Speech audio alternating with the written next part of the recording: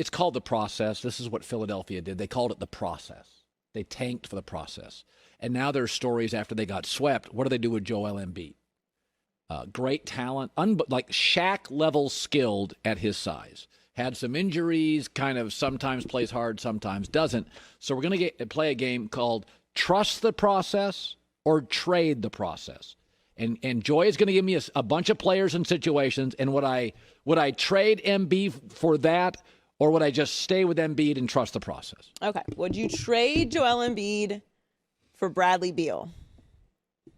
I would trade the process. Now, I think Bradley Beal is the most underrated player in the league. Yes. Does everybody understand about Bradley Beal? How can you call yourself an NBA fan and not get Bradley Beal? He was second in the league to James Harden in scoring. And that's with John Wall and with injuries and with backups. I mean, it's not a well-run organization. He plays defense. His points per game have gone up 3 straight years, despite all the chaos.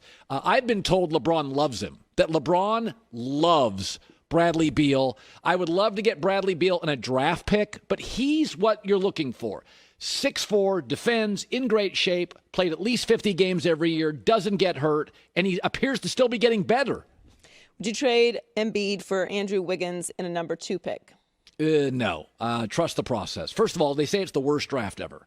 So the number 2 pick is going to be LaMelo Ball. Well, I mean, we did not get to see a whole lot from the top prospects in the draft. Wiseman he played 30 games for Memphis. Yeah, and LaMelo is overseas. Overseas. So also, Wiggins is a good player, but his contract is $147 million.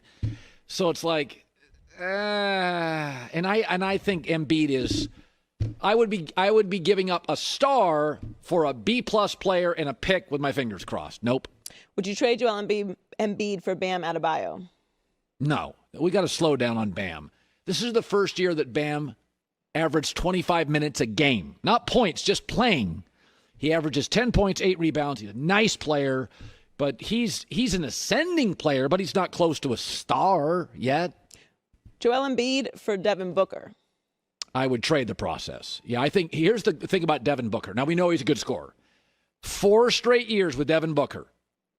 4 straight years, his shooting percentage has gone up. Now, what does that mean? He's taking better shots, and he's making more of them. And let's be honest here. It has not necessarily been a well-run operation He was a star very early, and now he's getting better every year. Imagine if you put him in a situation where he's more comfortable. Can you imagine Ben Simmons driving and feeding Devin Booker? Oh, my God, I'd do it tomorrow. That may be one of the best ones. That would be, Philadelphia would be a high-end playoff team tomorrow if that happened. Joel Embiid for Kyrie Irving. Nah, trust the process. Kyrie's hurt a lot, and teams get better when he leaves. So I'm not on the Kyrie thing. There's no reason to criticize him. I'm just out. Does he fit better? But Kyrie Irving is still a star. Does he fit better with Ben Simmons? I think stars That's really what the question is here. I don't think so. I think you got 2 guys that want the ball, and one of them is a scorer and one of them is a shooter, and they get on each other's nerves, and Kyrie gets on a lot of players' nerves. Joel Embiid for Chris Paul. Love Chris Paul, but trust the process. Chris is 35. Also, Chris needs to have shooters around him. His game, he's a mid-range shooter, good defender, high IQ. He needs shooters around him, and you wouldn't have it because Simmons isn't a shooter. And Philadelphia just has this pattern of giving away all their best shooters. Of the many issues with Philadelphia, 3 years ago they had a roster full of shooters. Now they don't have any of them. So, and they drafted Markelle Fultz, the only guard ever that can't shoot. So it's like all they're missing is Lonzo Ball. It'd be just perfect. Joel Embiid for James Harden. Oh, I would trade the process. Yeah. Again, Ben Simmons driving to the basket, kicking it out to James Harden. Harden played actual defense this year, which I like because Simmons plays real defense. And also James is, in the last decade, he's the second best scorer in the NBA beyond LeBron. And I would say I even think of James as more offensive-minded than LeBron. I don't think he elevates people quite like LeBron. But, yeah, I would, if you get that straight trade in 1 second, yeah. Joel Embiid for Russell Westbrook? No, I would trust the process. Again, I'll read you a stat here. Everybody thinks I pick on Westbrook.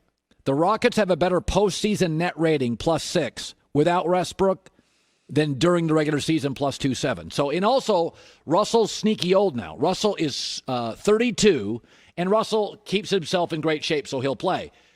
But hyper-athletic players age fast. You know, shooters, the late Kobe Bryant scored 60 in his last game. A guy can shoot, he can shoot forever. It's like old quarterbacks always tell you, I can still throw. My legs are shot, but I can throw. Troy Aikman could take a football today, go out in the back of Fox lot, and throw tight spirals. Shooters can shoot. Westbrook's a non-shooter, hyper-athletic, will not age as gracefully. Joel Embiid for Paul George. Trust the process. Embiid was good in the playoffs. Paul George is not. That, listen, every player has a reputation. Paul's has been all-star, fizzles in the postseason, and he has done nothing to help his reputation. He has been, so far, last 3 games, he's averaging 11 points. And that's on a roster where you got to keep your eye on Kawhi and double him and keep your eye on Lou Williams. So Paul's getting looks and is shooting 29%. So I would keep Embiid there.